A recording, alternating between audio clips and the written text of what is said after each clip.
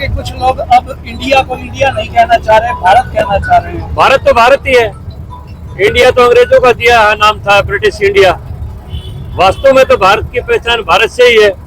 जो हमारे भारत के नाम से भारत जो नाम पड़ा है, तो भारत तो वास्तविक नाम हमारा भारत भूमि है, इंडिया भूमि कभी रहा ही नहीं। ये तो अंग्रेजों का दिया हुआ नाम था।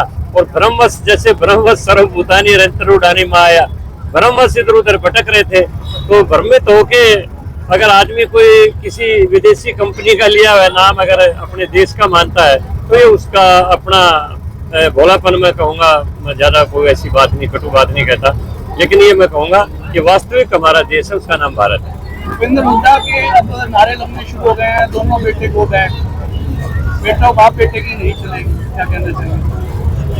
देखिए, तो गो बैक पब्लिक ने पहले ही कर दिया 2019 में, दोनों बाप बेटा हरा दिए, तो अब दोबारा गो बैक करने की जरूरत नहीं है, तो गो बैक ही है। आप इस समय आम जनता के लिए क्या संदेश देना चाहेंगे जन्माष्टमी के दिन? यही कहूंगा कि भारत का जो गौरव देश के प्रधानमंत्री ने बढ़ाया है, आज भारत इंग्लैंड को पछाड़ के विश्व की 5वीं आर्थिक महाशक्ति बन गई है। और जैसा मोदी जी ने अपने वक्तव्य में लाल किले की प्राचीर से दावा किया है कि अगले कार्यकाल में 2024 से 29 का जो कार्यकाल होगा, उसमें भारत 3 आर्थिक महाशक्तियों के अंदर एक होगा। और 2047 जब भारत आज़ादी के 100 वर्ष पूरे करेगा, तो विश्व का श्रोमणी देश भारत होगा। तो उसी ओर हम सबको चलना चाहिए। ऐसे संकल्पवान, ऐसे सिद्धिवान प्रधानमंत्री बहुत ही दुर्लभ है इस देश को मिलना, और बड़े सौभाग्य की बात है कि ऐसे चरित्र के, ऐसे संकल्प के प्रधानमंत्री हमें मिले हैं। हम उनके पद चिन्हों में चलकर देश को एक विश्व गुरु का रूप दे सकते हैं। G20 भी जो है शुरू होने वाला है। भारत के गौरव की बात है, G20 शुरू होने वाला नहीं, शुरू हो चुका है और काफी दिनों से शुरू हो चुका है। अब तो दिल्ली के अंदर इसका प्रोग्राम चल रहा है, 7 तारीख से 10 तारीख तक ये दिल्ली इसका समापन है G20 का। और हम 40 देशों का एक आतिथ्य के रूप में प्रतिनिधित्व यहाँ पर कर रहे हैं। उनका यहाँ पर अपने देश के अंदर हमारा सौभाग्य है कि हम 40 देशों का यहाँ पर एक आतिथ्य बनकर यहाँ पर हमारा गौरव उन्होंने बढ़ाया है। तो ये बहुत बड़ी बात है भारत के लिए, G20 का एक आतिथ्य बनना।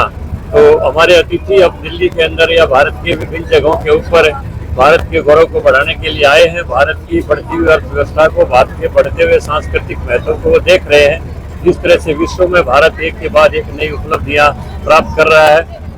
चांद के दक्षिणी ध्रुव के ऊपर पहला भारत देश ऐसा है जिसने अपने पदार्पण किया है वहाँ पर। और अभी सूर्ययान हमने छोड़ा है अभी पिछले 3 दिनों पहले।